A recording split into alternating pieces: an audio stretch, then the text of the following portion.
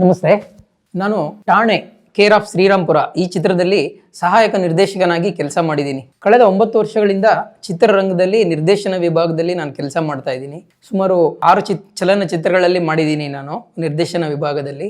ಠಾಣೆ ಈ ಬೇರೆ ಎಲ್ಲ ಚಿತ್ರಗಳಿಗಿಂತ ಕೊಂಚ ವಿಭಿನ್ನವಾಗಿರೋದು. ಯಾಕಪ್ಪ ಅಂದರೆ ಈ ಚಿತ್ರದ ನಿರ್ದೇಶಕರು ನನ್ನ ಗೆಳೆಯರು, ಹಾಗೂ ಈ ಚಿತ್ರದ ಪ್ರಮುಖ ನಟ ಹೀರೋ ಆಗಿರುವಂಥ ಪ್ರವೀಣ್ ಕೂಡ ನನ್ನ ಗೆಳೆಯರು. ಅಲ್ಲದೆ ಈ ಚಿತ್ರರಂಗದಲ್ಲಿ ನನ್ನ ಪ್ರಕಾಶಂ ಈ ಚಿತ್ರತಂಡದ ಹಲವಾರು ಗೆಳೆಯರು ಈ ಚಿತ್ರದಲ್ಲಿ ನಟಿಸಿದ್ದಾರೆ.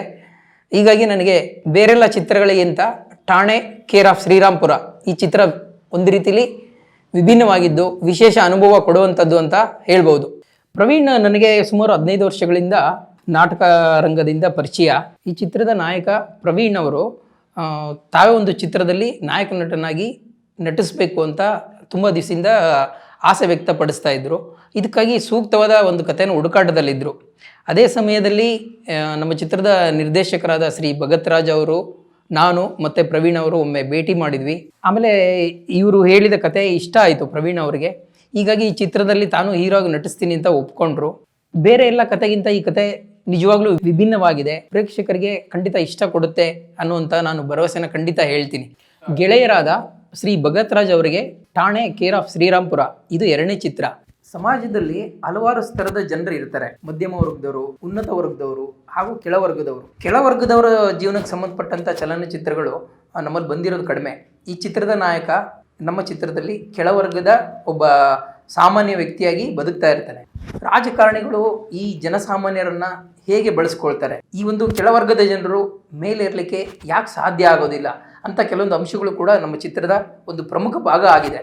ಈ ಚಿತ್ರದಲ್ಲಿ ಬೇರೆಲ್ಲ ಚಿತ್ರಗಳಿಗಿಂತ ಹಲವಾರು ವಿಭಿನ್ನವಾದ ಅಂಶಗಳನ್ನ ನಾವು ತೋರಿಸಿದ್ದೀವಿ.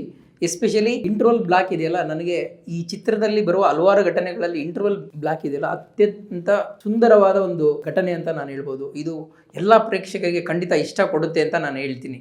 ಈ ಚಿತ್ರದಲ್ಲಿ ನನ್ನ ಜೊತೆ ಇನ್ನಿಬ್ಬರು ಹುಡುಗರು ಕೂಡ ಸಹಾಯಕ ನಿರ್ದೇಶಕರಾಗಿದ್ದರು. ಆಮೇಲೆ ಪ್ರಶಾಂತ್ ಸಾಗರ್ ಅವರು ಈ ಚಿತ್ರದ ಸಿನಿಮಾಟೋಗ್ರಫಿಯವ್ರನ್ನ ಅವರೇ ನಿರ್ದೇಶನ ಮಾಡಿದ್ದು.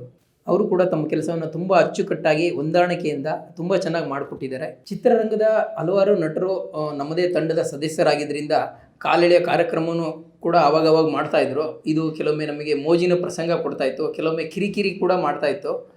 ಎಸ್ಪೆಷಲಿ ನಿರ್ದೇಶನ ವಿಭಾಗದಲ್ಲಿ ನಾನು ಇದ್ದಿದ್ದರಿಂದ ನನಗೆ ಕೆಲವೊಮ್ಮೆ ಕಿರಿಕಿರಿ ಕೂಡ ಆಯಿತು. ಬಟ್ ಆದರೂ ನಾನು ಎಂಜಾಯ್ ಮಾಡಿದೆ. ನನ್ನ ಜೊತೆಗೆ ನಾವೆಲ್ಲರೂ ಎಂಜಾಯ್ ಮಾಡ್ಕೊತ ಕೆಲಸ ಮಾಡಿದ್ವಿ. ಈ ಚಿತ್ರ ನಮಗೆಂದೂ ಕಷ್ಟ ಅನ್ನಿಸ್ಲಿಲ್ಲ, ಏಕೆಂದರೆ ನಾವೆಲ್ಲರೂ ಇಷ್ಟಪಟ್ಟು ಕೆಲಸ ಮಾಡಿದ್ದೀವಿ, ಒಂದು ಒಳ್ಳೆ ಚಿತ್ರವನ್ನು ನಿರ್ಮಾಣ ಮಾಡಿದ್ದೀವಿ. ಇದು ಖಂಡಿತ ನಿಮಗೆ ಇಷ್ಟ ಆಗುತ್ತೆ ಅಂತ ನನ್ನ ಭಾವನೆ. ಹಲವಾರು ಅನುಭವಗಳ ಜೊತೆ ಠಾಣೆ ಕೇರ್ ಆಫ್ ಶ್ರೀರಾಮ್ಪುರ ಈ ಚಿತ್ರ ನಿರ್ಮಾಣಗೊಂಡಿದೆ. ಸದ್ಯದರಲ್ಲೇ ಇದು ಬಿಡುಗಡೆ ಆಗ್ತಾ ಇದೆ. ನೀವೆಲ್ಲರೂ ಈ ಚಿತ್ರವನ್ನು ಥಿಯೇಟ್ರಿಗೆ ಬಂದು ನೋಡಿ ನಮ್ಮೆಲ್ಲರನ್ನ ಹರಸಿ ಆಶೀರ್ವದಿಸಿ ಬೆಂಬಲಿಸಿ ಅಂತ ನಾನು ಕೇಳ್ಕೊಳ್ತೀನಿ. ಠಾಣೆ ಕೇರ್ ಆಫ್ ಶ್ರೀರಾಮ್ಪುರ ಈ ಚಿತ್ರತಂಡಕ್ಕೆ ನನ್ನನ್ನು ಸೇರಿಸಿ. ಎಲ್ಲರಿಗೂ ಆಲ್ ದ ಬೆಸ್ಟ್.